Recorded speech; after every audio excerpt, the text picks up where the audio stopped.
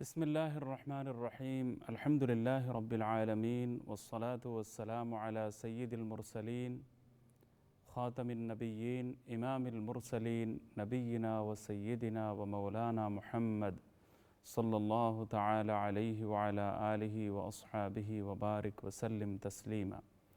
رب زدني علما، رب اشرح لي صدري ويسر لي أمري واحلل عقدة من لساني يفقه قولي. رب يسر ولا تعسر وتمم بالخير وبك نستعين.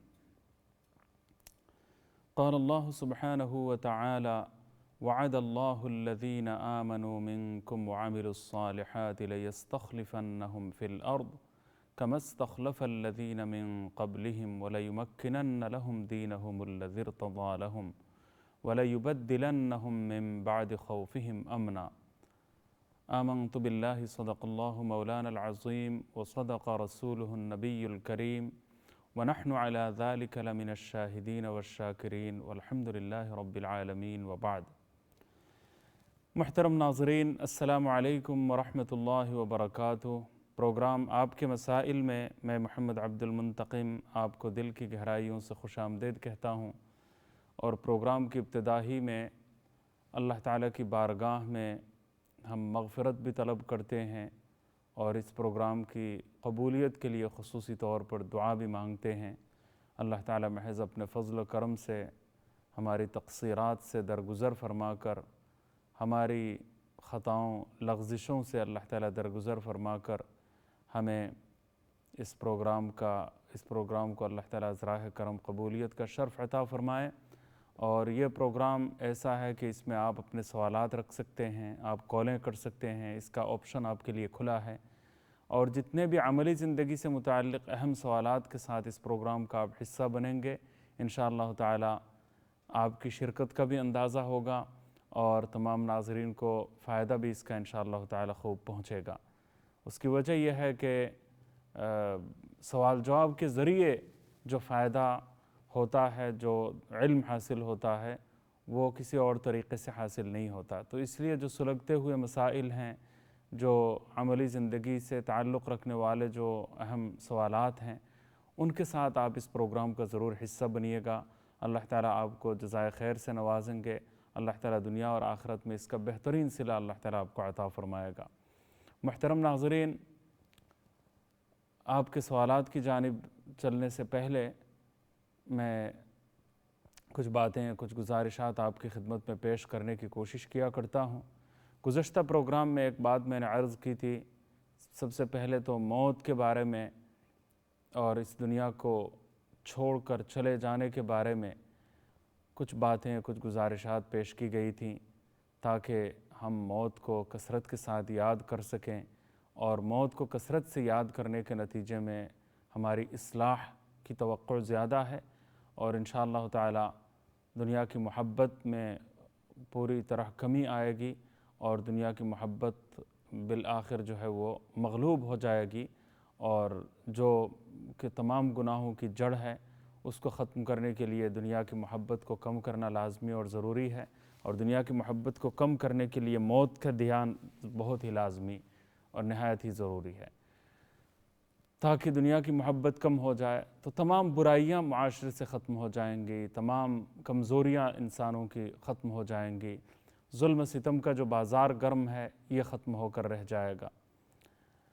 آج جو ہے پوری دنیا میں جو برائیاں پھیلی ہوئی ہیں اور اللہ کی نافرمانی جس بڑے پیمانے پر عام دکھائی دے رہی ہے، اس کے پیش نظر ایک بات آپ کی خدمت میں عرض کرنا چاہتا ہوں۔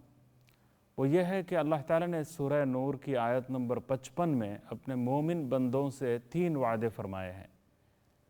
3 وعدے، اور وہ بھی کس نے کیے ہیں؟ اللہ تعالیٰ نے خود کیے ہیں۔ اللہ تعالیٰ اس وعدے کی پابندی کو اپنے اوپر اللہ تعالیٰ لاگو کر رہے ہیں کہ وعد اللہ الذین آمنوا وعملوا الصالحات۔ اللہ تعالیٰ اپنے مومن بندوں سے جو ایمان اور عمل صالح کی دولت سے مالا مال ہیں، جو عمل صالح کریں گے، ان سے اللہ تعالیٰ 3 وعدے فرما رہے ہیں۔ 3 وعدوں کی پاسداری کے پابند اللہ تعالیٰ خود ہیں، اور وہ کیا ہے 3 وعدے؟ کہ 3 وعدے اللہ تعالیٰ نے اپنے مومن بندوں سے بندیوں سے کیے ہیں۔ وہ تینوں وعدے کیا ہیں؟ کہ اس روئے زمین کا اقتدار اہل ایمان کو عطا کیا جائے گا۔ لَيَسْتَخْلِفَنَّهُمْ فِي الْأَرْضِ، روئے زمین کی تمکین اہل اسلام کے ہاتھوں میں ہوگی۔ روئے زمین کی پوری روئے زمین اور بسیط ارض پر اقتدار، حکومت، خلافت اور حکومت کی جو سربراہی ہے وہ مسلمانوں کے ہاتھ میں ہوگی، اہل اسلام کے ہاتھ میں ہوگی، اہل ایمان کے ہاتھ میں ہوگی۔ لَيَسْتَخْلِفَنَّهُمْ فِي الْأَرْضِ كَمَا اسْتَخْلَفَ الَّذِينَ مِنْ قَبْلِهِمْ، جیسا کہ ماضی کے بہت سارے امتوں کو اللہ تعالیٰ نے یہ خلافت، یہ نیابت اور یہ اقتدار اور یہ حکمرانی اللہ تعالیٰ نے عطا فرمائی ہے۔ وَلَيُمَكِّنَنَّ لَهُمْ دِينَهُمُ الَّذِي ارْتَضَىٰ لَهُمْ، اور یہ ہے پہلی شرط کہ پوری دنیا کا اقتدار اعلیٰ، حاکمیت اعلیٰ اور پوری سربراہی اور اقتدار اور خلافت اور حکومت مسلمانوں کے ہاتھ میں ہوگی، اہل ایمان کے ہاتھ میں ہوگی۔ یہ پہلی شرط ہے، پہلا وعدہ ہے اللہ تعالیٰ کا۔ تو کہاں ہمیں یہ بات نظر آتی ہے؟ یہ وعدہ تو پورا ہوتا ہوا ہمیں دکھائی نہیں دے رہا۔ آج پوری دنیا میں زیادہ تر ممالک کی حکمرانی غیر مسلموں کے ہاتھ میں ہے، لیکن اللہ تعالیٰ فرما رہے ہیں کہ قدرتی طور پر یہ کوئی زبردستی قبضہ کرنے والی کوئی بات نہیں ہے۔ مسلمانوں کے ہاتھ میں اقتدار ہوگا، حکومت ہوگی، سربراہی ہوگی، اقتدار وہی چلائیں گے۔ ایک وہ زمانہ تھا کہ مسلمانوں نے مثال حکمرانی کے اعلیٰ ترین نمونے دنیا کے سامنے پیش بھی کیے ہیں کہ بعض ملکوں میں مسلمان گئے اور انہوں نے وہ تجارتی اغراض اور مقاصد کے تحت ان ملکوں میں گئے، لیکن ان مسلمانوں نے وعدوں کی پاسداری اس طرح کی، معاملات میں، لین دین میں، تجارت میں، تمام کاموں میں انہوں نے دیانت، امانت، حسن انتظام اور وعدے کی پاسداری، جھوٹ سے دوری اور دھوکے بازی سے اجتناب برت کر انہوں نے فراڈ اور دھوکے بازی وغیرہ سے پاک اور صاف رہ کر انہوں نے اعلیٰ مثالی نمونے اس طرح قائم کیے کہ لوگوں نے اپنا اقتدار ان کے حوالے کر دیا کہ یہی لوگ ہیں، ان کے پاس اگر اقتدار ہوگا تو تمام افراد کو انصاف مل سکتا ہے، ہر فرد کو انصاف ملے گا، ہر ایک کو سبحان اللہ اس کے حقوق ملیں گے۔ تو مسلمانوں کے ہاتھ میں لوگوں نے اقتدار تھما دیا، لوگوں نے حکومت ان کے سپرد کر دی اور کہا کہ نہیں، اقتدار کے لیے یہی لوگ زیادہ موزوں ہیں۔ کتنے علاقے ہیں آج بھی اکا دکا مثالیں کہیں نہ کہیں مل جاتی ہے کہ اعلیٰ ماشاءاللہ ثبوت انہوں نے حسن اقتدار کا اور بہترین مثال حکمرانی کا ایسا نمونہ انہوں نے بعض مقامات پر، بعض علاقوں میں پیش کیا کہ لوگوں نے ایسے افراد کو مکمل طور پر ذمہ داری سونپ دی اور اقتدار ان کے حوالے کر دیا۔ مقامی لوگوں نے یہ سوچا کہ نہیں، یہی لوگ اقتدار کے لائق ہیں، یہی لوگ حکومت کرنے کے اہل ہیں، تو ہمارے سارے مسائل کا حل انہی کے ذریعے ہو سکتا ہے۔ آج بھی بعض جگہوں پر یہ بات ہمیں نظر آتی ہے کہ کہیں کوئی اگر مثال حکمرانی کا کوئی اعلیٰ ترین نمونہ پیش کر دیتا ہے اور لوگوں کو اگر یہ 100% یقین ہو جاتا ہے کہ ایک پائی پیسہ بھی کسی کا وہ غلط طریقے سے نہیں کھاتا، ناحق نہیں کھاتا اور تمام لوگوں کے حقوق جو ہے بہترین انداز میں ادا کرنے کی کوشش یہ آدمی کرتا ہے، سبحان اللہ، تو پھر ایسے لوگوں کے ہاتھ میں اقتدار سونپنا اور ذمہ داری سونپنا یہ ایک فطری بات ہے، اور اس کی بعض نظیریں آج بھی دنیا میں کہیں نہ کہیں مل بھی جاتی ہے۔ ایک علاقے میں ایک چیئرمین صاحب کا انتقال ہوا ہے، مجھے کوئی الیکٹڈ چیئرمین تھے، تو کمشنر یا چیئرمین وغیرہ تھے، ابھی چند مہینے پہلے ان کا انتقال ہوا ہے۔ تو وہ غریب علاقہ تھا، کوئی زیادہ امیر علاقہ بھی نہیں ہے۔ تو جس دن ان کا جنازہ پڑھا گیا تو اس دن ان کے گھر والوں نے اعلان کیا کہ آپ لوگ یہ شاید سمجھ رہے ہوں گے کہ آپ لوگوں نے جو امانتیں ان کے پاس رکھوائی ہیں ان کا کیا بنے گا، یہ تو سارے پیسے انہی کے پاس ہیں، تو آپ بے فکر رہیں۔ انتقال سے پہلے انہوں نے ساری امانتیں ہمیں اچھی طرح سمجھا کے دے دی ہیں اور سارے حالات انہوں نے بیان کر دیے ہیں کہ کس کا کتنا پیسہ ہے، وہ تحریراً موجود ہے، ہر ایک کی رقم موجود ہے اور یہ تحریر شدہ ہے سب کچھ۔ تو سنا ہے کوئی 35 کروڑ یا 40 کروڑ روپے آپ سمجھ لیں کہ اتنی زیادہ رقم ماشاءاللہ موجود تھی اور لوگوں نے ان کے حوالے کیے تھے۔ وہ غریب علاقے میں اتنی بڑی رقم کا کسی ایک فرد کے پاس جمع ہونا بجائے خود تعجب کی بات تھی۔ تو سارے لوگ حیران رہ گئے کہ کوئی ایک فرد ایسا بھی ہو سکتا ہے کہ ساری امانتیں لوگوں نے اتنی بڑی مقدار میں ان کے پاس رکھوائی۔ تو اللہ تعالیٰ نے ایسے لوگ رکھے ہیں۔ تو آج دیکھیے اقتدار مسلمانوں کے پاس ہوگا اور جس دین اسلام پر لوگ راضی ہوں گے، یعنی مسلمان دین اسلام کا غلبہ ہوگا، دین اسلام ایک نظام زندگی کے طور پر، نظام حیات، کامل نظام حیات کے طور پر نافذ العمل ہوگا۔ یہ دوسری شرط اللہ تعالیٰ کی ہے۔ اور پھر تیسری شرط یہ ہے کہ وَلَيُبَدِّلَنَّهُم مِّن بَعْدِ خَوْفِهِمْ أَمْنًا، کہ پوری دنیا میں مسلمانوں کو امن کی گارنٹی حاصل ہوگی، امن کی ضمانت فراہم کی جائے گی۔ اندرونی طور پر بھی وہ کسی مشکل میں مبتلا نہیں ہوں گے، امن و امان کی صورتحال خراب نہیں ہوگی، دشمن کے حملے کا کوئی ادنا سا خطرہ نہیں ہوگا، نہ اندرونی دشمن کا اور نہ بیرونی دشمن کا کوئی خطرہ ان کو ہوگا۔ اتنا زیادہ امن و امان ہوگا۔ یہ اللہ تعالیٰ کا وعدہ ہے اپنے مومن بندوں کے ساتھ۔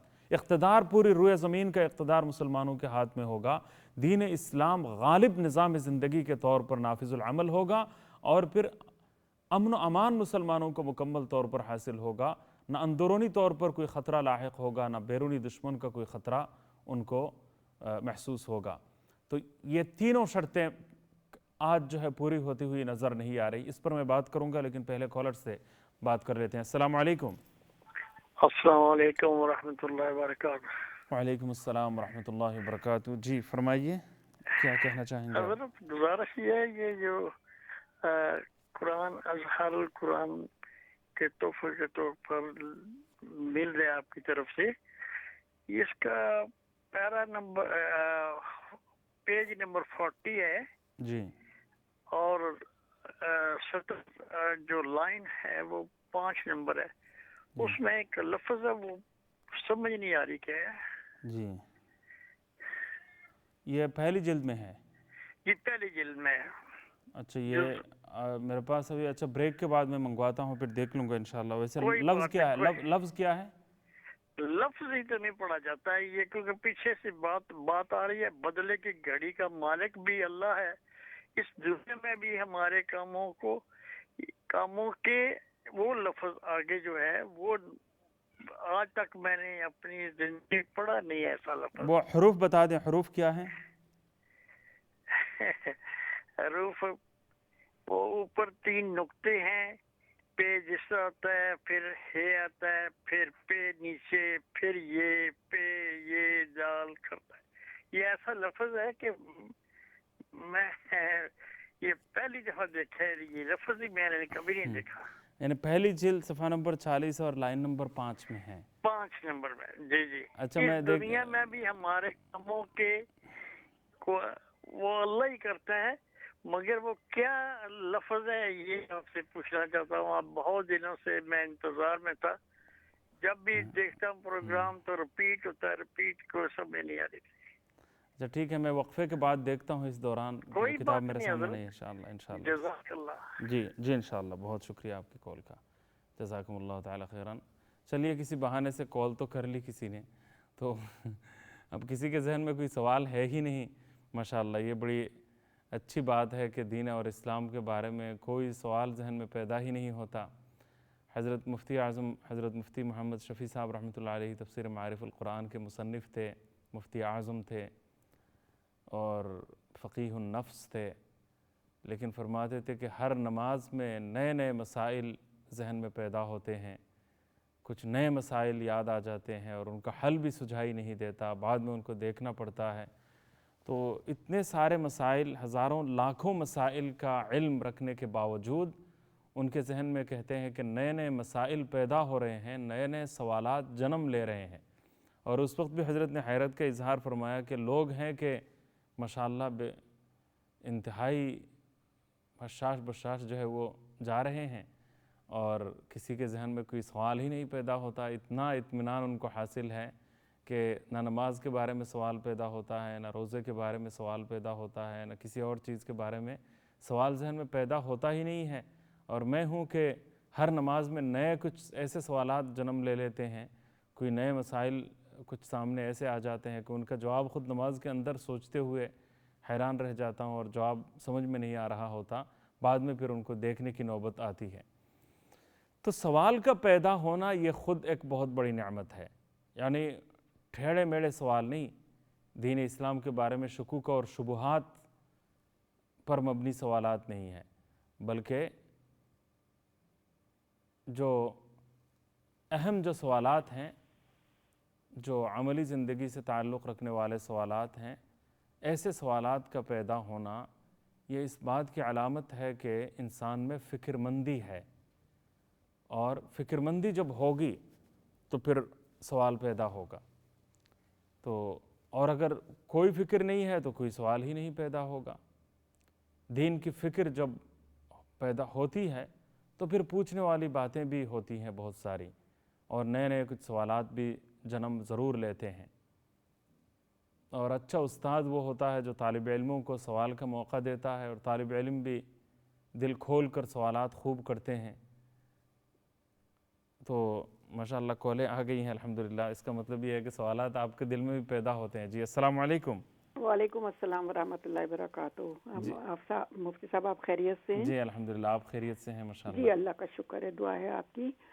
میں نے یہ پوچھنا تھا کہ جیسے ہمارے ہاں یہاں پر سپر مارکیٹس میں کرسپ ملتی ہیں۔ کیا چیز ملتی ہے؟ کرسپ۔ اچھا کرسپ۔ کرسپ ملتی ہے نا، تو جیسے ریڈی سالٹڈ ہوتی ہے، کوئی مطلب فلیورنگ ہوتی ہے جس میں چکن فلیورنگ ہوتی ہے، اور یا اللہ آپ کا بھلا کرے باربیکیو فلیورنگ ہے، تو کیا ہم یہ کھا سکتے ہیں فلیورنگ والی چکن وغیرہ یا باربیکیو کی؟ نہیں، وہ گوشت وغیرہ کا کوئی مسئلہ اگر ہے تو اس سے اجتناب نہیں، ضروری ہے۔ گوشت نہیں، بس وہ لکھا ہوتا ہے کہ فلیور ہے۔ وہ فلیور بھی ہو تو وہ گوشتی کا تو جوس ہوتا ہے، فلیور ہوتا ہے۔ جی ٹھیک ہے، میں ابھی بتاتا ہوں آپ کو۔ یہ بہت اہم سوال کیا ہے آپ نے۔ جی ویسے ہم کھاتے نہیں ہیں، لیکن میرے ذہن میں آئی تھی کیونکہ بچے بعض دفعہ کہتے ہیں تو ہم لیتے نہیں ہیں۔ یہ نہیں، پوچھ لینا چاہیے جی بہت۔ یہ چیزیں جو ہے گوشت کا کوئی فلیور اگر ہے تو اس سے اجتناب کرنا چاہیے، یعنی وہ چکن ہے، میٹ ہے یا کوئی اور چیز ہے۔ لیکن وہ چکن فلیورنگ اب یہ نہیں پتا نا کہ وہ گوشت کی ہے یا ایسنس ہے یا کیا ہے۔ جو بھی ہو، ظاہر ہے وہ گوشت سے اس کا تعلق ہے، تو چکن تو گوشت ہی کا دوسرا نام ہے نا۔ چکن کا فلیور اگر ہے تو اس میں وہ ایک خوشبو سی ہوگی یا کوئی اس کی بو ہوگی، تو اس کا مطلب یہ ہے کہ اس کا وہ عنصر اس میں شامل ہے، یعنی چکن کا کچھ نہ کچھ عنصر یا اس کا رس یا جوس یا اس کا فلیور یا اس کی لذت کچھ نہ کچھ جو ہے وہ اس کو پھیلا دیا گیا ہے۔ تو پھر اجتناب ہی کرنا چاہیے نا۔ نہیں، اس سے اجتناب کرنا چاہیے۔ باقی دوسری چیزوں کے بارے میں اگر کہیں کوئی شبہ ہو جاتا ہے تو اس میں جواز کی حد تک گنجائش ہے، لیکن گوشت کا مسئلہ دوسرا ہے، یعنی چکن ہے یا جانور کا جو فلیور ہے جو بھی ہو، جیسا کہ جیلیٹین وغیرہ میں خنزیر کا، وہ خنزیر کی چیزیں بھی ہوتی ہیں، خنزیر کا کوئی عنصر ہوتا ہے۔ بیف کی جیلیٹین بھی ہوتی ہے، وہ بھی نہیں لیتے کیونکہ وہ حلال تو نہیں ہوتی نا۔ وہ ذبح حلال طریقے سے نہیں کرتے، تو اس کی وجہ سے جو ہے وہ شبہ پیدا ہو جاتا ہے۔ اور باقی چیزوں میں شبہ معاف ہے، لیکن گوشت میں یقینی طور پر حلال ہونا ضروری ہے، یعنی صرف اگر شبہ سے جواز پیدا نہیں ہوتا۔ جیسا کہ میں آپ کو بتاؤں کہ باقی دوسری چیز میں یہ حلال ہے یا حرام ہے، اس میں اگر تھوڑا سا شبہ بھی اگر پیدا ہو گیا تو باقی دوسری تمام چیزوں میں تو محض شبہ کا پیدا ہونا اس چیز کو حرام کرنے کے لیے کافی نہیں ہے، یعنی شبہ سے وہ چیز حرام نہیں ہو جائے گی۔ شبہ اگر ہے تو شبے کی وجہ سے وہ چیز حرام نہیں ہو جائے گی. تو بلکہ اصل الشیء الاباحہ، حرام یقینی طور پر حرام ہونے کے لیے یقینی طور پر حرام ہونے کا کوئی ثبوت ہونا چاہیے. یقینی طور پر حرام ہونے کا کوئی ثبوت ہونا چاہیے. صرف شبے کی بنیاد پر اس کو حرام قرار نہیں دیا جائے گا، بلکہ شک کی گنجائش سے فائدہ اٹھاتے ہوئے اس کو حلال قرار دے دیا جائے گا. ہاں اگر کوئی اویلیبل دوسری چیز موجود ہو اس کے مقابلے میں تو شبے سے بھی بچنا چاہیے. وہ تقوی سے زیادہ قریب ہیں اور تقوی کا زیادہ تقاضا یہ ہے کہ انسان بچے، لیکن فتوے کی روح سے وہ جواز کے درجے میں ہے یا جائز ہے. لیکن گوشت کا معاملہ مختلف ہے. تو گوشت کا معاملہ مختلف ہے کہ گوشت کے لیے حلال کا ہونا، یہ حلال کا یقینی ہونا ضروری ہے. یقینی طور پر ثبوت ہو کہ یہ حلال ہے. اب اگر صرف کوئی کہے کہ شبہ ہو گیا ہے تو دوسری چیزوں میں شبہ ہونے کی بنیاد پر وہ جواز کی حد تک اس کی گنجائش ہے، تو گوشت کے معاملے میں یہ اصول لاگو نہیں ہے، یہ اصول کار فرما نہیں ہوگا، یہ اصول یہاں پر کام نہیں آئے گا. بلکہ گوشت کے لیے یہ ضروری ہے کہ حلال ہونا یقینی ہو، حلال ہونا یقینی ہو. تو اسی طریقے سے گوشت کا فلیور بھی اگر ہو تو اس میں بھی یہی حکم ہوگا کہ حلال ہونا یقینی ہو. تو اگر شبہ بھی ہے تو بھی اس سے اجتناب کرنا ضروری ہے. تو جیسا کہ آپ نے کہا کہ چکن کا فلیور یا دوسرے گوشت کا فلیور یا دوسرے جانور کا فلیور اگر ہے تو اس سے بچنا پھر ضروری ہے. باقی دوسری اشیاء میں جس میں گوشت کا فلیور وغیرہ نہیں ہے یا دوسری اشیاء کا ہونا اگر ہو اور اس میں پھر حرام ہونا یقینی نہ ہو لیکن شبہ ہو تو اس صورت میں جواز کی حد تک گنجائش ہے. لیکن اگر اویلیبل حلال چیزیں 100% یقینی حلال چیزیں اگر مل جاتی ہیں اور شبے سے پاک چیزیں مل جاتی ہیں تو ان کو خریدنا یہ زیادہ مناسب ہے. لیکن بہرحال گوشت کے علاوہ دوسری تمام چیزوں میں ہر اصل جو ہے وہ اباحت ہے، یعنی مباح ہونا ہے، جائز ہونا ہے. اور گوشت کے معاملے میں یا گوشت کے فلیور کے بارے میں جو حکم ہے وہ یہ ہے کہ اس میں یقینی طور پر حلال ہونا ضروری ہے. لہٰذا فلیور بھی اگر ہے تو اس کو حرام سمجھیں گے، ناجائز سمجھیں گے اور اس سے اجتناب برتیں گے انشاءاللہ. اگلے کالر سے بات کر لیتے ہیں. جی السلام علیکم. وعلیکم السلام ورحمۃ اللہ وبرکاتہ. جی فرمائیے بہن، کیا کہیں؟ السلام علیکم مولوی صاحب، کیسے ہو آپ؟ ٹھیک ہو مولوی صاحب؟ الحمدللہ، اللہ کا شکر ہے. آپ خیریت سے ہیں؟ ماشاءاللہ. جی آپ کی دعائیں ہیں. مجھے آپ سے ایک سوال کرنی تھی کہ اس دن آپ نے بتایا تھا کہ وضو کے بعد وہ پانی پی لینا چاہیے، تو وہ کون سی پانی ہوتی ہے؟ وہ مجھے سمجھ میں نہیں آئی تھی، تو میں بہت دفعہ سوچتی ہوں کہ دیکھیے اپنے ہاتھ سے آخری اصل میں وہ مسئلہ یہ تھا کہ وضو کر لینے کے بعد وہ تھوڑا سا پانی جو ہتھیلی میں بچ جائے گا اس کو، وہ اگر بچ جاتا ہے تو اس کو پی لینا چاہیے، یا اس کا یعنی کپڑے میں اس کا چھینٹا انسان مار دے تاکہ اس کو کسی قسم کا کوئی شبہ باقی نہ رہے. جیسا کہ یعنی کہ وہ پیر دھو لینے کے بعد میں ہاتھ میں پانی تو نہیں دیتی ہے مولوی صاحب؟ نہیں، وہ اصل میں پہلے زمانے میں جو وضو کرتے تھے نا تو وہ لوٹے میں یا جگ میں پانی لے کر وضو کرتے تھے، تو اس میں وہ آخری ایک تھوڑا سا پانی تو بچ جاتا ہوگا، بالکل آخری قطرہ دھونے میں تو استعمال نہیں ہوتا ہوگا، تو ایک چند قطرے جو باقی رہ جاتے تھے تو ان کو پی لینے کے لیے، یا ان کا چھینٹا شرمگاہ کی طرف جو ہے کپڑے میں اس کا پانی کا چھڑکاؤ کرنے کے لیے کہا گیا ہے. اس کی وجہ یہ ہے تاکہ کسی قسم کا کوئی شبہ نہ رہے. انسان کو یہ شبہ رہ جاتا ہے کہ شاید وہ پیشاب کا کوئی قطرہ نکل گیا ہو، تو اس شبے سے اپنے آپ کو بچانے کے لیے تھوڑا سا اگر وہ چھینٹا مارتا ہے پانی کا، لائٹ چھڑکاؤ کرتا ہے، جو پانی بچ گیا ہے ہاتھ میں جو لگا ہوا ہے اس کا چھڑکاؤ کر لیتا ہے، تو پانی کے ایک اور دو دبے بھی آ جائیں گے، تو وہ خواہ کا جو وسوسہ آتا ہے وہ نہیں آئے گا.